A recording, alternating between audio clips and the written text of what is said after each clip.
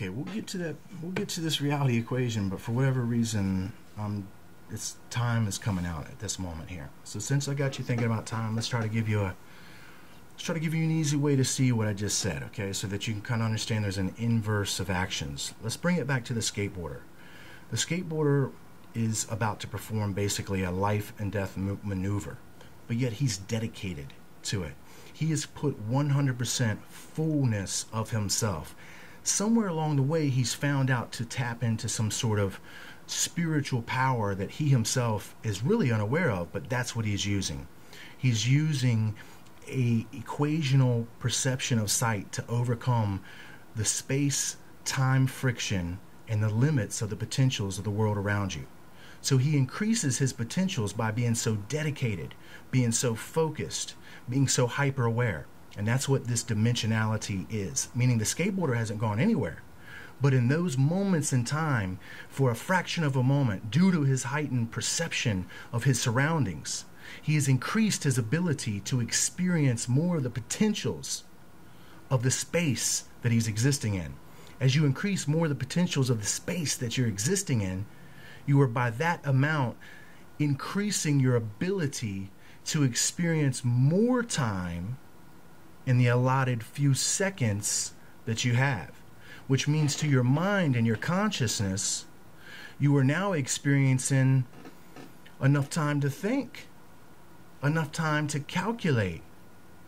In other words, there's plenty of time. It's always there. It's always there. But we just tap into it accidentally when we're at a hyper-focused, a hyper moment of awareness based upon a life of training and dedication. Well, people have done that with sports, but we forgot that that's what the spiritual goal was also. And that if we did, that we would begin to break those barriers between the material world and the conceptual limit of it, of length, width, height, and time. So if you experience in more of your space condition, let's say that this is a universe. Let's talk about the perception of the Father. If the Father experiences more in a totalic whole of the space, that means that there is no distance it takes in his perception to experience from one side of the creation to the other, which means he's experiencing it all at one time, which means therefore he doesn't experience the time between them. He experienced the totalic wholality, the wholeness of the entire event, which means he's void of the experience of time itself.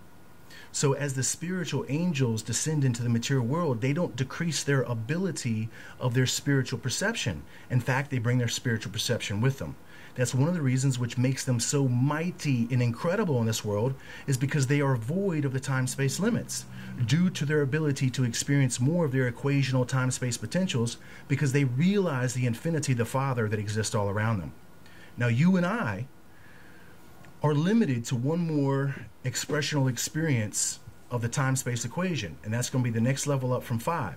It's going to be this level 6, and this is where the supernatural world wants you to believe they exist. But actually, it's the equational world of the spiritual perception that the supernatural is trying to invade. They're really trying to come from this portion, the 6, which represents for us the portal of death, because we don't equationally ever get up to the 7th level of perception. In our physical form, we just can't do it.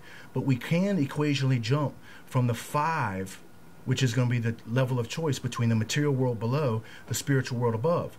We can exist in this existential time space of our perception of the material world through spiritual eyes. But we're going to pass through the portals of death to get any further on this equation. So as we go into the next level, which would be symbolic heaven, which is going to free us from the limits of time-space completely in our perception as it's bound to it now.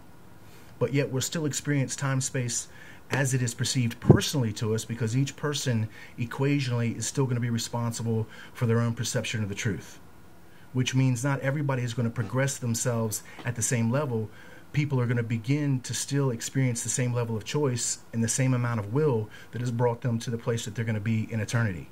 So the Father is still going to let you provide yourself with your own fuel to progress to the center of all things through your willpower that you provide.